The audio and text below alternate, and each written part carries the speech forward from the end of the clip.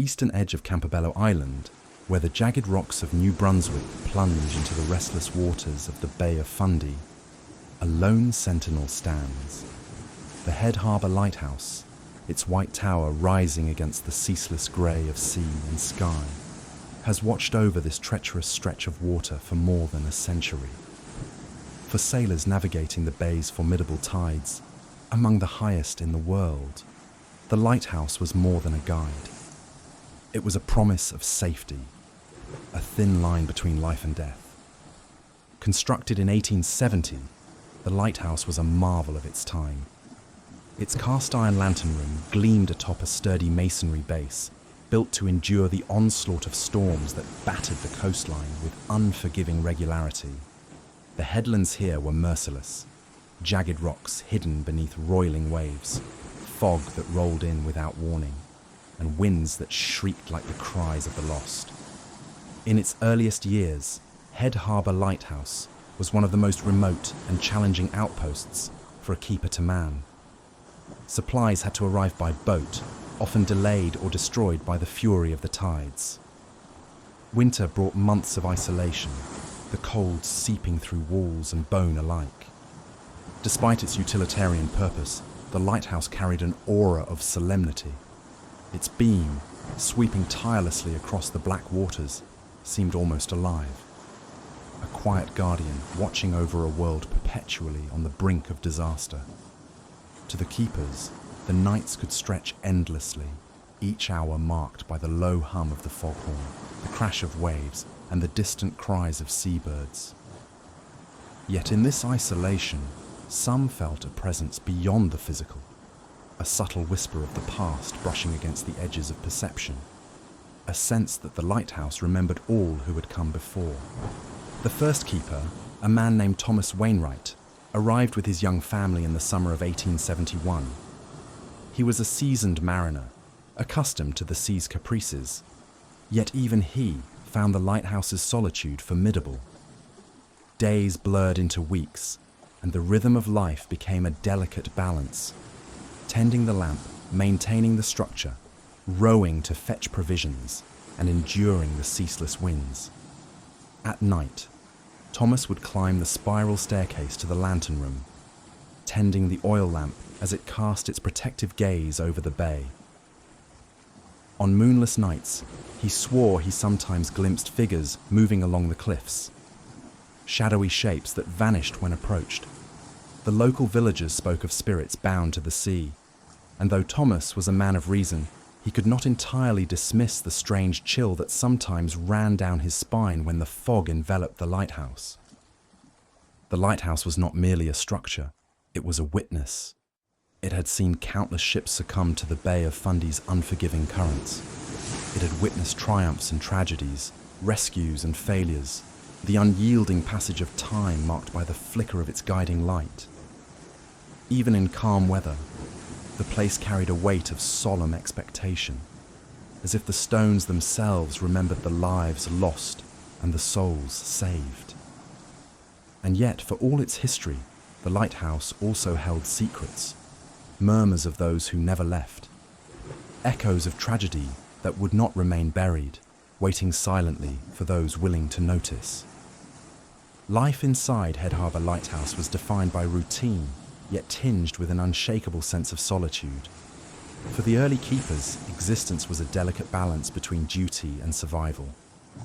Thomas Wainwright, the first official keeper, and his young wife, Margaret, quickly discovered that the isolation of the lighthouse was a force unto itself. The nearest neighbour was miles away across jagged cliffs, and even the most familiar paths could vanish under the cloak of fog or snow. The sea was never still. Its voice was constant, a low, resonant growl that seeped into the walls, rattled windows, and, if one listened too closely, almost seemed to carry whispered words. Daily life was a relentless rhythm. Before dawn, Thomas would climb the narrow spiral staircase to light the oil lamp, polishing the lenses until the beam pierced through fog as thick as wool. He would maintain the structure, patching leaks and repairing the iron stairwell that twisted like a coiled serpent, toward the lantern above. Supplies, when they arrived, were limited and often spoiled by the salt-laden air or delayed by sudden storms. Margaret managed the domestic side, cooking in a tiny kitchen that smelled perpetually of smoke and sea salt. She kept journals documenting each storm, each ship passing safely or dangerously close through the perilous waters. Yet it was not only the weather or the labour that tested their spirits. Almost immediately, the Wainwrights noticed peculiarities that could not be explained by wind or tide. Doors that were securely latched would creak open in the dead of night. Footsteps echoed along the spiral staircase when Thomas was alone. Sometimes, a cold draught would sweep through the living quarters, carrying with it a faint scent of brine and something else, something like old tobacco smoke from decades before. Margaret spoke quietly of whispers she could never quite place, murmurs that seemed to drift from the walls themselves, coaxing her into wakefulness in the darkest hours. Other keepers reported similar experiences. Samuel McAllister, who succeeded Thomas in 1885, would often wake to find the lantern room door wide open, though he was certain he had locked it the night before. On stormy evenings, he sometimes swore he saw the silhouette of a man pacing the cliffs below, lantern in hand, though no living soul could have braved the waves and jagged rocks at such times. The local fishermen began to tell stories of the lighthouse being haunted, of spirits of drowned sailors who lingered near the light, drawn by its unyielding glow. McAllister, pragmatic and stubborn, claimed the tales were mere superstition. But in the private confines of his journal, he admitted to a creeping unease that he could not shake. Life at Head Harbour demanded resilience, yet it also exacted a toll. The combination of isolation, harsh elements, and the constant reminder of human frailty, boats dashed against rocks, storms swallowing men whole, bred a certain sensitivity among the keepers. Some began to speak of seeing faces in the mist, shadowed figures standing on rocks, watching silently. Others heard laughter, faint and distant, carried on the wind. Children, when allowed to visit with their parents, would often insist on sleeping close to the fireplace rather than their beds, claiming they were afraid of the men in the fog. Despite the eerie atmosphere, the keepers persevered. They were devoted to the light, understanding that each rotation of the lamp meant the difference between safety and disaster for those at sea. The lighthouse itself seemed almost alive under their care, a silent partner in vigilance. And yet, it was impossible to deny that something lingered in the stone walls, in the iron railings, in the very air of the tower, something that watched, remembered, and sometimes, if one was sensitive enough, made its presence known. By the turn of the century, the stories had multiplied.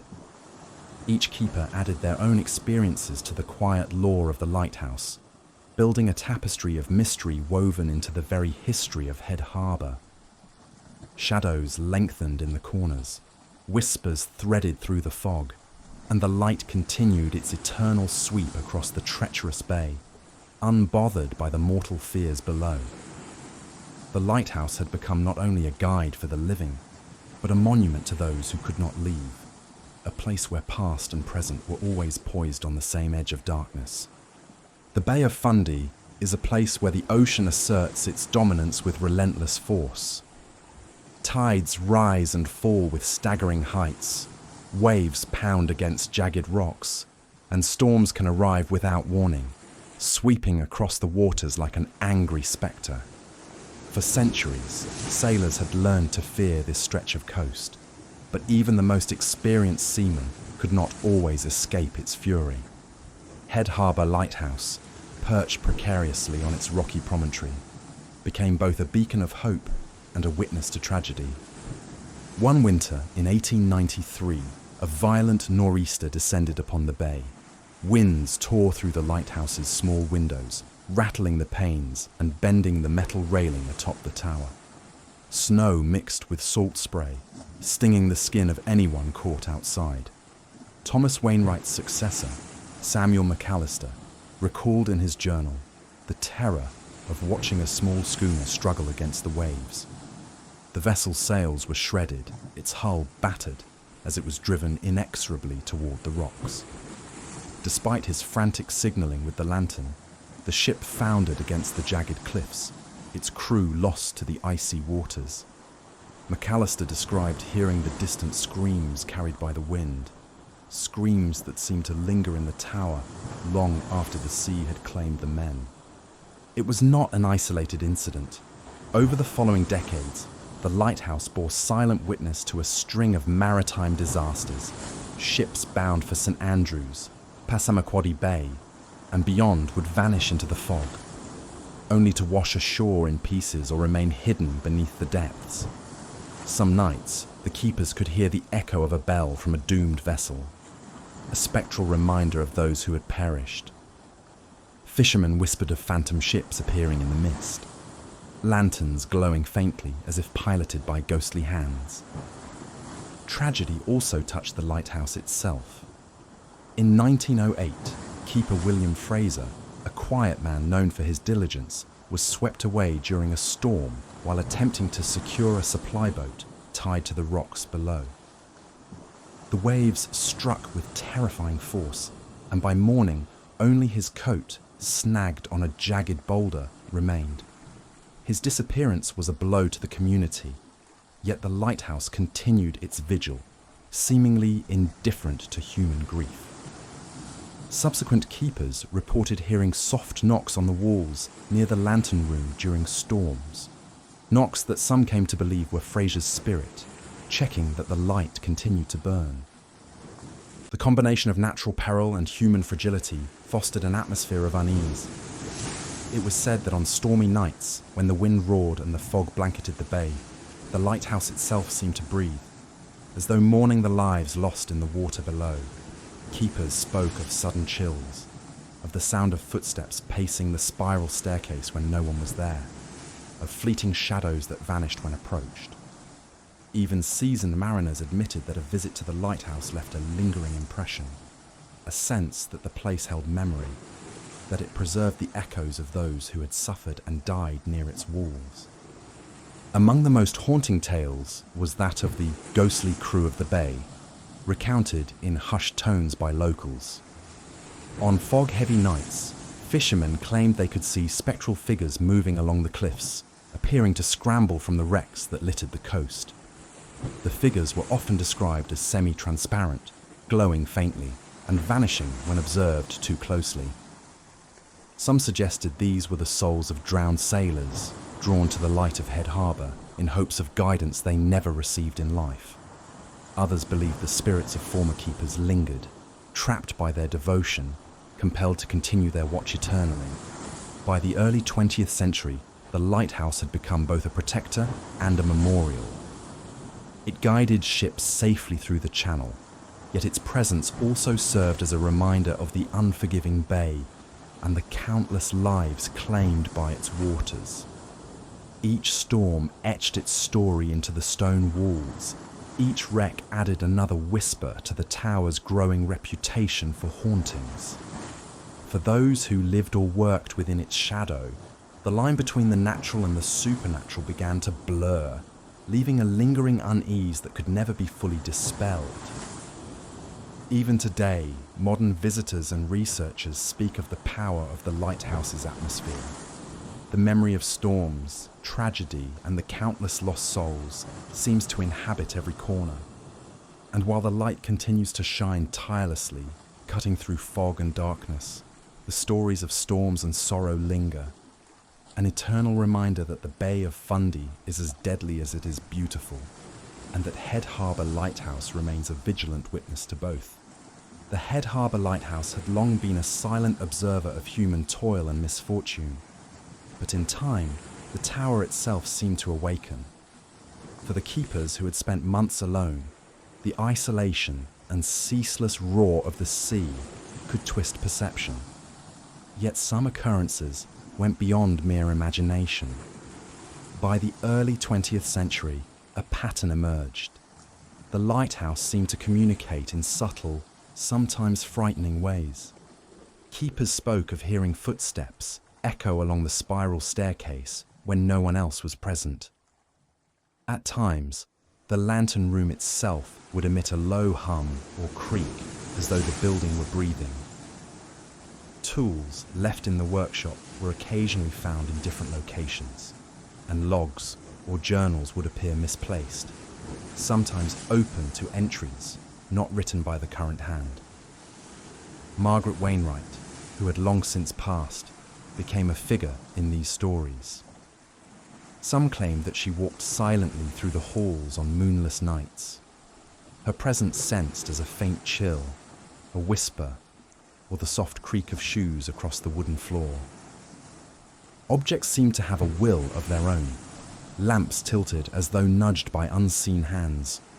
The foghorn would sometimes sound briefly, even when not engaged.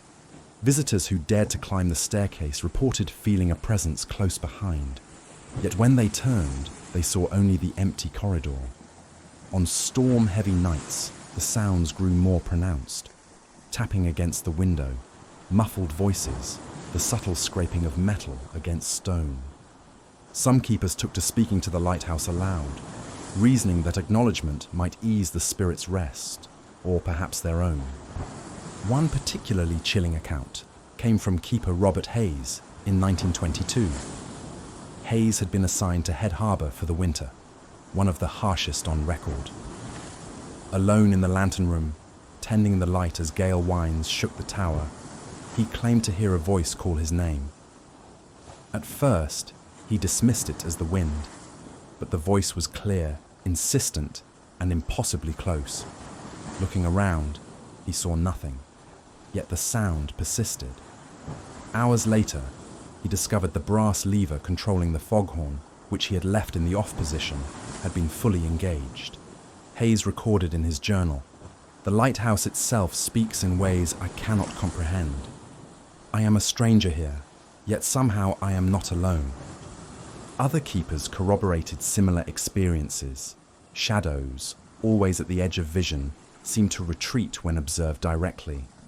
Occasionally, one could hear soft humming, indistinct, almost melodic, coming from the upper levels. A few reported seeing fleeting reflections in the glass lantern, not of themselves, but of figures dressed in long coats or period attire, their faces obscured by darkness. Some called these the Watchers, spirits bound to the lighthouse by duty, accident, or tragedy, forever tethered to the beacon that both protected and haunted the waters below. The local fishing community began to reinforce these stories with tales of strange lights offshore. On foggy nights, fishermen claimed to see lanterns bobbing atop the waves, not attached to any vessel. Some believed these were the lights of doomed sailors, drawn to the beacon but unable to reach it. Others thought the lighthouse itself cast these lights, a signal from the other side, a reminder that the sea never forgets. Even mundane events could take on an eerie character. Doors opening by themselves, keys misplaced, ladders falling without explanation. Each small occurrence added weight to the belief that the lighthouse was more than stone and metal. It listened, responded, and perhaps at times guided those who had passed beyond the living world. By the mid-20th century, Head Harbour Lighthouse was recognised not only as a vital aid to navigation, but also as a place where the line between the natural and supernatural blurred. Stories of the lighthouse speaking, of shadows moving, and of cold drafts carrying voices became part of its enduring legacy. To live within its walls was to be in constant conversation with history, with loss, and with the unseen. A dialogue that continued long after the last human keeper departed. The tales of Head Harbour Lighthouse had long whispered of shadows and voices, but it was in the mid-20th century that the spirits themselves seemed to take form. Keepers and visitors alike began to recount encounters that could not be dismissed as imagination or the wind's mournful sigh. The ghosts of the past, some bound by tragedy and some by duty, appeared with an unsettling consistency, as if the lighthouse preserved memory in its very stones. One of the most frequently reported apparitions was that of Keeper William Fraser, who had perished in the 1908 storm. Witnesses described seeing a solitary figure pacing along the cliff edge, lantern in hand, bracing against the wind, his coat flapping in the gale. At times, Fraser's spirit appeared in the lantern room itself, a faint glow outlining a man adjusting the lamp or inspecting the glass. Keepers often spoke of a sensation of being watched, of footsteps following them up the spiral staircase when no one was there, always accompanied by the subtle scent of brine and tobacco, Fraser's known habits in life. Margaret Wainwright's presence was also a recurring theme. Even decades after her death, she was said to drift silently through the living quarters, appearing near the fireplace or along the narrow hallways. Some reported feeling the brush of a cold hand against their shoulder or seeing her reflection in the polished brass of the lamp, gazing back with eyes that held centuries of sorrow. On stormy nights, her humming could sometimes be heard faintly in the darkness, a lullaby carried across the wind and echoing within the spiral walls. Not all apparitions were benevolent. Some were tied to the countless sailors claimed by the bay. On fog-laden evenings, visitors have described hearing desperate cries rising from the rocks below, and when looking toward the water, shadowy forms of men and women struggling to stay afloat, vanishing just as the eye focuses. A few claimed that spectral ships appeared briefly in the fog, sails shredded, lanterns swaying, as if replaying the tragic final moments of those lost. In some cases, these visions were accompanied by a sudden drop in temperature, the chill so intense that it penetrated clothing and bone alike. One particularly haunting account came from a summer caretaker in 1952, a young man named Henry Caldwell. Alone in the lantern room during a dense fog, he saw what appeared to be two figures emerge from the cliffs below, reaching out toward the lighthouse. Their faces were obscured by mist, yet their movements conveyed desperation and longing. Caldwell reported that he could hear their cries even over the wind, soft at first, then rising in a crescendo that seemed almost like a plea for help. The figures lingered until the first light of dawn, disappearing as if absorbed by the rocks themselves. Caldwell never returned to the lighthouse after that summer. Locals also began to share stories of the Watchers, shadowy figures glimpsed through the fog, pacing the rocky shores near the lighthouse. Fishermen described lights bobbing atop the waves, not attached to any vessel, moving in patterns that mimicked human motion.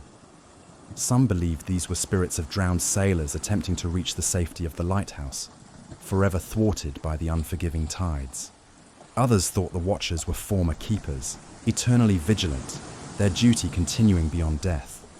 The hauntings of Head Harbour Lighthouse were not limited to visual or auditory experiences. Many reported a profound sense of presence, an almost tangible weight pressing down, accompanied by the inexplicable sensation of being touched or guided. Some even spoke of dreams that carried warnings or glimpses of events long past, as if the lighthouse itself had imprinted memory upon the minds of those sensitive enough to receive it. By mid-century, these ghostly encounters had become part of the lighthouse's enduring identity. It was no longer merely a beacon for the living. It was a monument to the dead, a vessel of memory and sorrow. The stories told by keepers and visitors alike reinforced a singular truth. At Head Harbour, the line between life and death was not so absolute. The past lingered in every stone, every echo, and every sweep of the lantern, and those who entered its walls quickly understood that they were not alone. The ghosts of the past were patient. They waited in the mist, in the hum of the foghorn, in the flicker of the lamp, and for those who saw them, Head Harbour Lighthouse became more than a structure. It became a threshold, a place where the living and the dead met quietly, eternally, and sometimes dangerously. As the decades passed, Head Harbour Lighthouse transitioned from a vital maritime outpost to a historic monument, yet its reputation for hauntings only deepened. By the latter half of the 20th century, few keepers remained, and automation had begun to replace the constant human presence. Still, the stories of strange phenomena persisted, passed down through local lore, visitor accounts, and the journals of those who dared to spend time within its walls. One of the earliest modern accounts came from James Callahan, a keeper in the 1970s. Callahan, a pragmatic man with years of experience along New Brunswick's coasts, was initially skeptical of the tales that had surrounded the lighthouse for generations. Yet, his time at Head Harbour slowly eroded his skepticism. On a fog-heavy evening in late October, he was conducting his nightly inspection of the lantern room when he saw a faint figure standing at the base of the spiral staircase. Callahan called out, expecting a fellow worker, but the figure vanished without a sound. Later, he reported that objects on the workbench had shifted positions inexplicably, despite the room being locked and empty for hours. Researchers and paranormal investigators began to take interest in Head Harbour by the 1980s. Teams equipped with cameras, audio recorders, and electromagnetic field detectors reported unusual readings throughout the lighthouse. Equipment would fail unexpectedly. Devices would record faint voices or knocks, and temperature readings would drop dramatically in certain areas, even in the height of summer. One visiting investigator described the sensation of being watched by a presence older than memory itself, as if the lighthouse had absorbed the tragedies of centuries and could project them at will. Visitors also recounted experiences that seemed to echo the stories of keepers past. Tourists exploring the lighthouse often reported hearing faint humming, footsteps along the staircase when alone, and shadowy figures glimpsed at the edge of vision. A few brave enough to stay overnight described vivid dreams of sailors lost to the Bay of Fundy, visions of wrecked vessels, and the feeling of being guided by unseen hands towards safety or warned away from danger. In some instances, visitors experienced a profound sense of sadness or longing, as if the spirits were not only present but still tethered to unfinished business or unresolved grief. In the late 1990s, a team conducting a detailed investigation of the lighthouse noted several striking phenomena. Motion sensors registered movement in areas that had no human traffic. Cameras captured faint, indistinct shapes resembling figures in period clothing. And on multiple occasions, the lighthouse foghorn, disconnected from any mechanical control, sounded briefly, sending echoes across the empty bay. Researchers speculated that the lighthouse acted as a memory vessel, retaining the impressions of those who had lived, worked, and perished there. Some theorized that the intensity of the Bay of Fundy's tides and the isolation of the lighthouse amplified paranormal activity, creating a site uniquely susceptible to the lingering presence of spirits.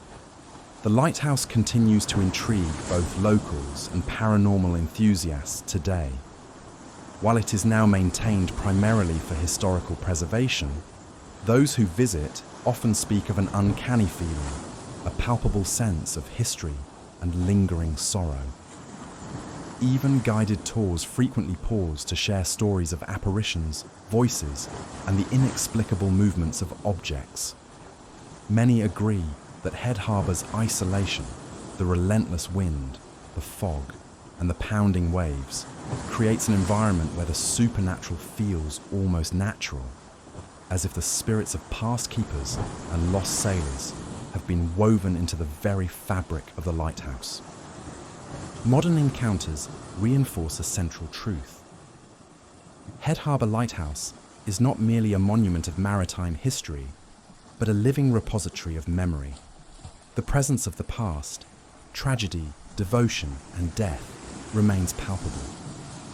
For those who spend time within its walls, whether as caretakers, researchers, or visitors, the experience is unforgettable. the lighthouse watches, listens, and sometimes speaks in ways that defy explanation, bridging centuries of human experience and leaving all who enter with a haunting sense of connection to those who came before. The stories of Head Harbour Lighthouse, once confined to the journals of keepers and whispers among local fishermen, gradually became woven into the very fabric of the surrounding communities. By the mid-20th century, the lighthouse had transcended its utilitarian purpose.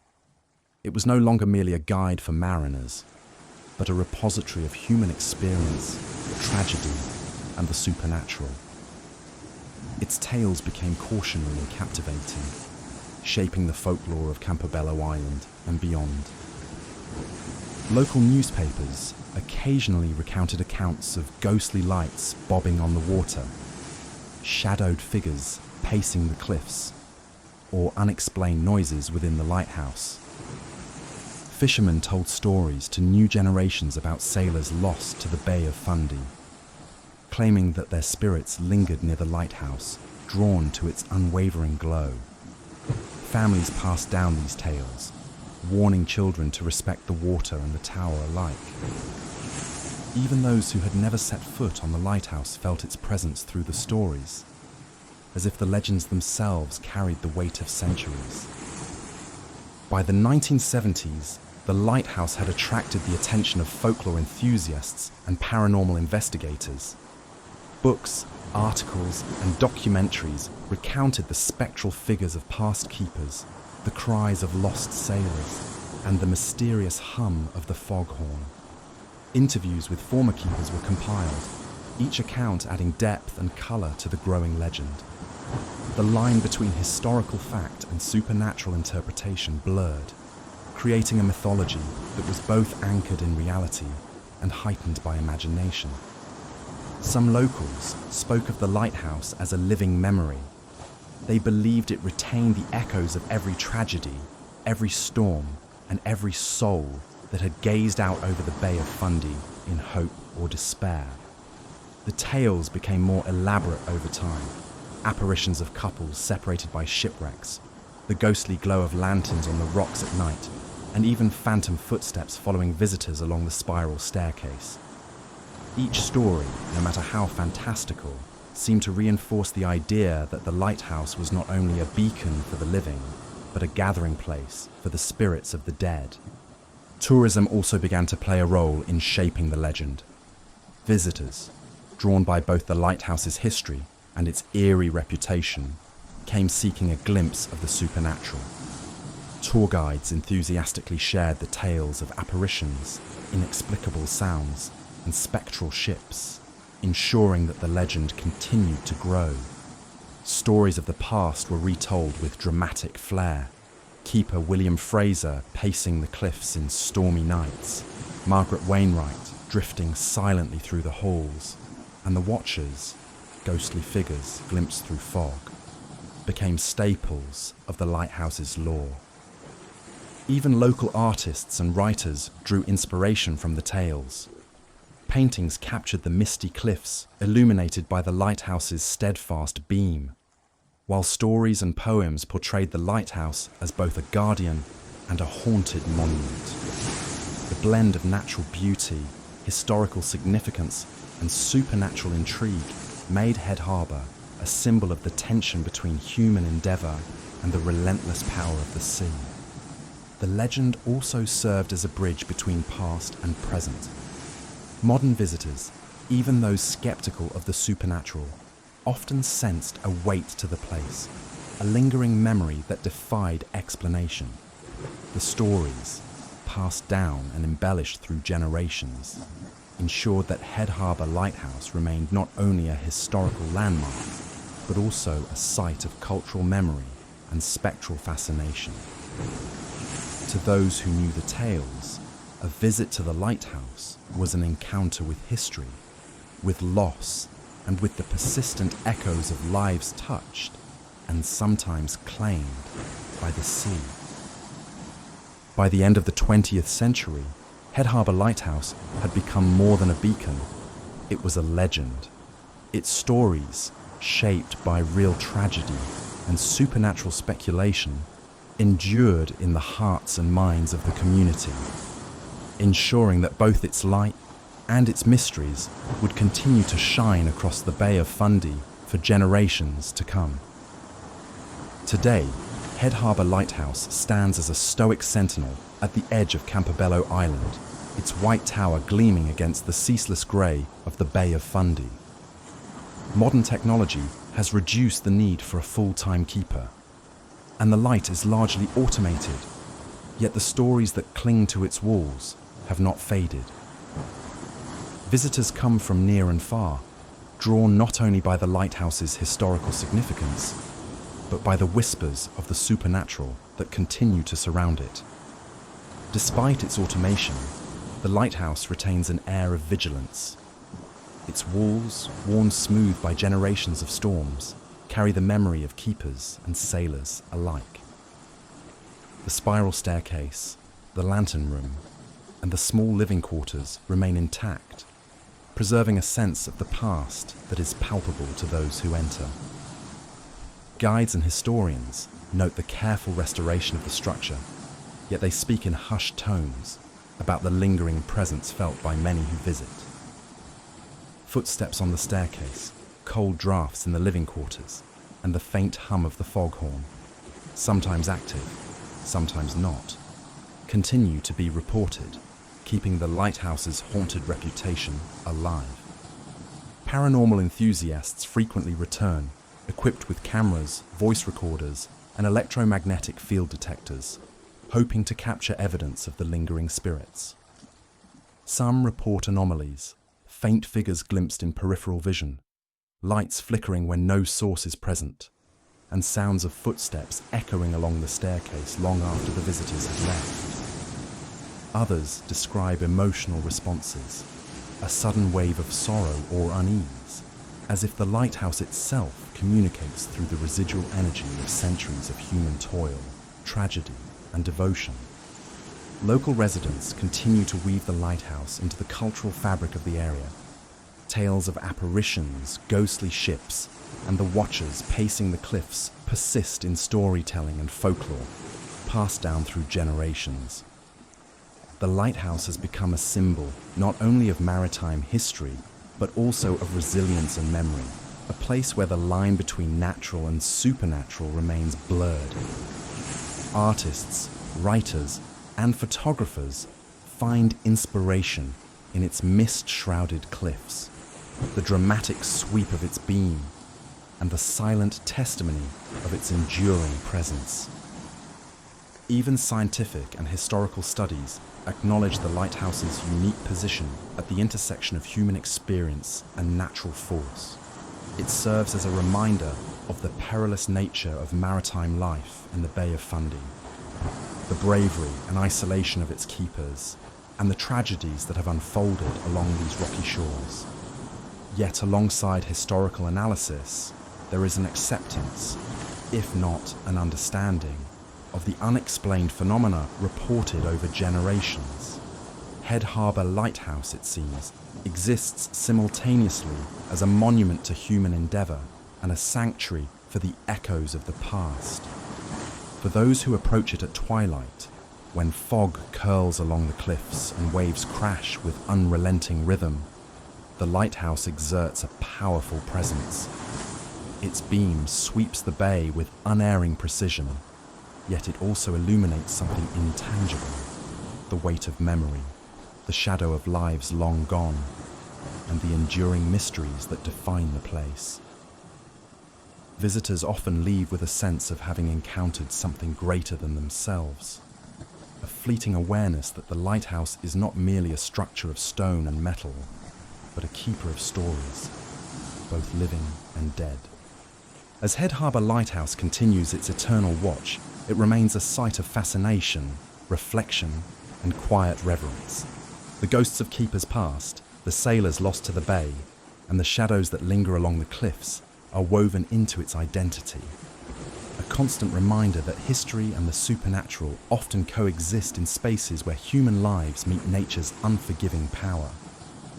And so, the lighthouse endures, illuminating the Bay of Fundy, preserving the memory of tragedy and courage, and inviting all who approach to witness the enduring dance between light, darkness, and the unseen.